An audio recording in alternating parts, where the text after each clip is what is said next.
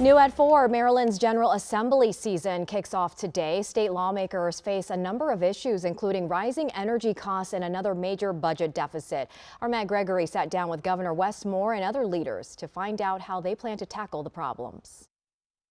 Inside the Capitol today, the word was affordability, as in how can Annapolis make the state more affordable while balancing a budget deficit and rising energy costs. And so far, everyone seems to be singing from the same choir sheet, from the governor to the Democrats to the Republicans.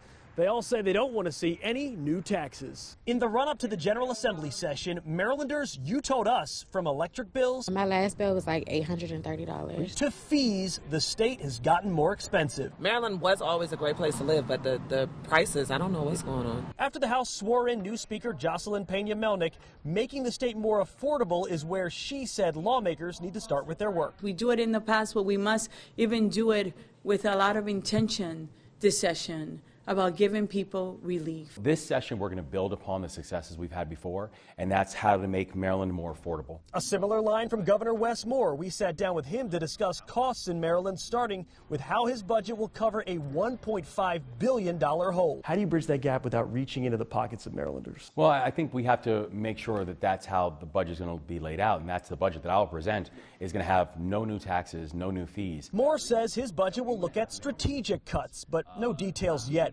And how will he address some of the country's highest electricity prices? It's the reason that we continue pushing that Maryland should be generating more in-state energy. How can we really force PJM, who is really the regional grid operator with all these oil execs on their board, to say that you cannot continue hosing the people of Maryland? There's a sentiment right now that you're hearing from Democrat leaderships that they're not going to raise taxes because it's an election year. Across the aisle, Senate Minority Leader Republican Steve Hershey says he's happy to hear it, but he reminds us after the governor presents the budget, then the real work begins. But at the same time, once the governor kind of hands off the budget, it's really in the possession of the Maryland General Assembly, and we'll have to craft that a little bit more. So what will be in the budget, what will be left out, what will be cut? We'll get a better idea of that next week when Governor Moore officially releases his budget.